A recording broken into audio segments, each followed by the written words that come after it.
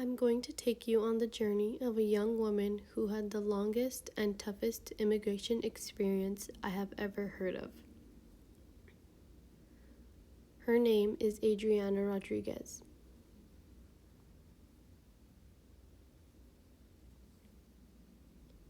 In 1978, she fell pregnant with a baby boy who I now call my father. Adriana had lived in Jalisco, Mexico her whole life and had never seen a world outside of Mexico. When she found out she was pregnant, she instantly had the motherly instincts kick in. She had always told herself that Mexico was not a place where she wanted to raise her children. She promised she'd do whatever she needed to do to leave Mexico in order to give her future family the life they deserve.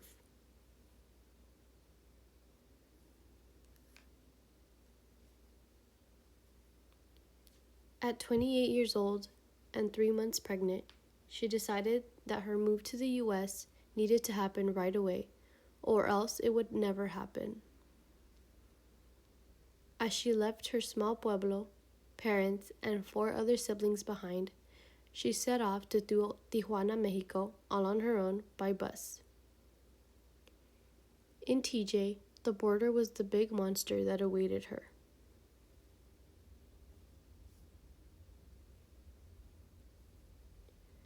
Crossing the border was the biggest challenge she had ever faced in her life.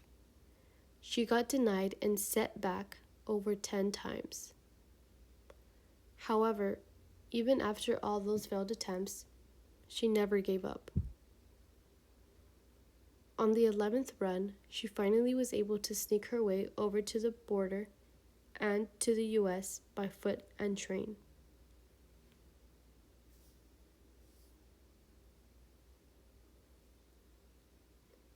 When she reached the US all alone, she had nowhere to live, no money for food, and no idea what she was going to do next. As the opportunity of working as a seamstress making clothing in a factory approached her, she took it without hesitation. She worked there for 12 plus years. At the factory, she met a woman who was in search of a roommate at her apartment, but the one thing that stood in the way was that no babies were allowed.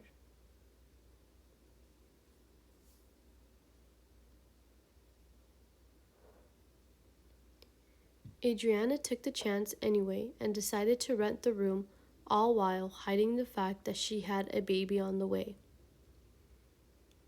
Even after her baby was born, she snuck into the apartment every day for 2.5 years until she realized she raised enough money for her own apartment. From that day forward, she made South Central Los Angeles her new home away from home.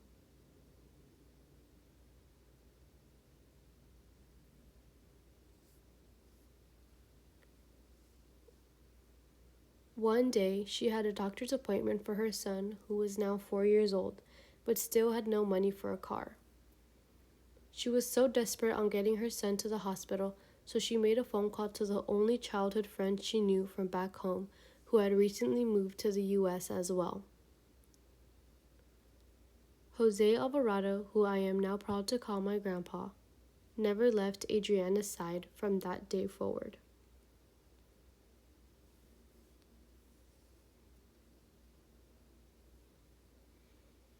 As the years went by, Adriana and Jose built a loving relationship and eventually had their own children. In the year 2000, Adriana and her husband had the opportunity of owning their very own apartment complex in South Central LA.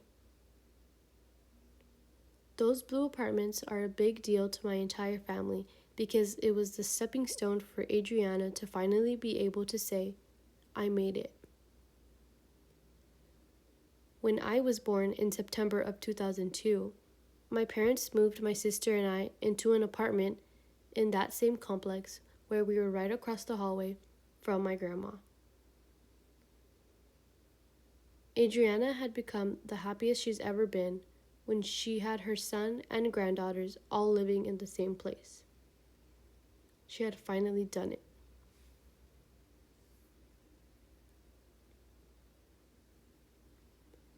That was all of our happiness for a few years, until my father was able to move us out and we all eventually lived in Hawthorne, California.